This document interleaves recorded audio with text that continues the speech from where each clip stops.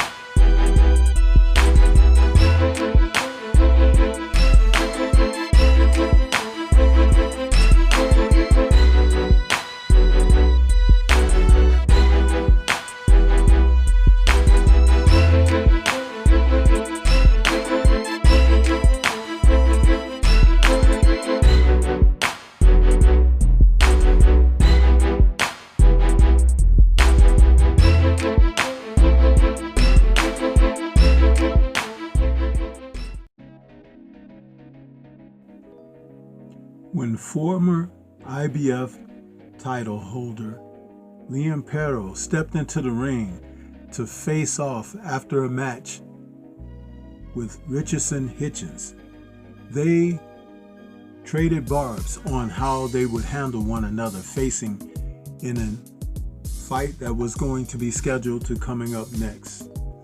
And so it began at that moment that Richardson Hitchins was going to get his chance for the first time if he defeated Perro to become a world champion. The irony is he could have stepped up for opportunity prior to that when Shareable Matias, whom Perro defeated in San Juan, Puerto Rico, didn't get a chance to face Matias, but Perro did, and Perro came out on top. So in December of 2024, they decided to fight one another for that IBF title. It would be Perro's first title defense and Hitchins' first title challenge.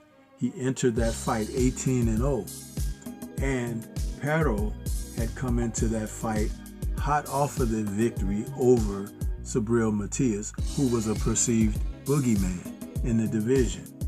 Well, it seemed that Richardson Hitchins became a nightmare for Liam Perro, because as they took to the ring for that fight on that night, Hitchins became everything that Shareable Matias was unable to do. In other words, he initially started the fight as a boxer, and Perro hadn't prepared for that because Hitchins used all of his talents. He started out working behind an educated jab, and as he moved around, he recognized that his height and his reach, 5'10" with a 74-inch reach, as opposed to 5'8.5" and a 71-inch reach to Perro, his record after being victorious moved to 19-0 with 7 KOs. But it was the way that he fought Perro, very much like a boxer who has the experience that he brought into the ring on that night.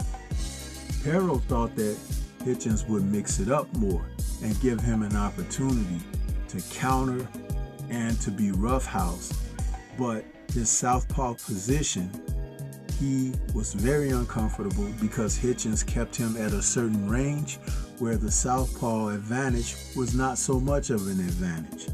He kept Perro at the end of his punches, and he went on to show what makes him the skilled fighter he is, being a cautious fighter, a boxer who is very calculating, and he's a safety first boxer.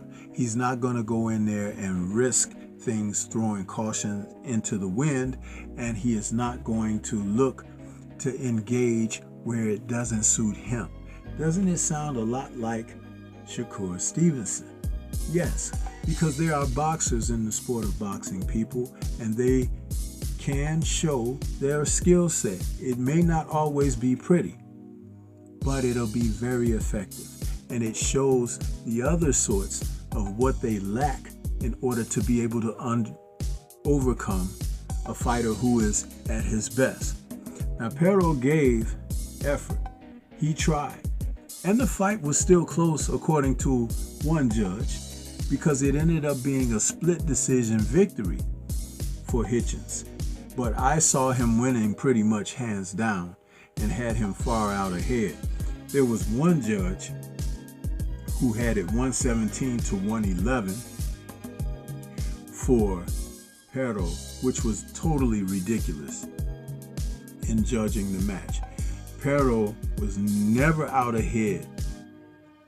Early in the fight, maybe the first or second round, he had done a couple of things, being the champion and trying to assert himself, that placed him in a positive point.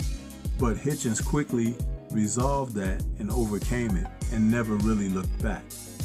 But when we talk about Hitchins, looking to go toward what he can do as far as his challenges, he wanted to face the likes of Teofimo Lopez, but it is not to be, because Lopez has already moved on and has a fight set up in early May, and he'll be taking on someone that many people feel that may give him a rough go, Arnold Barboza.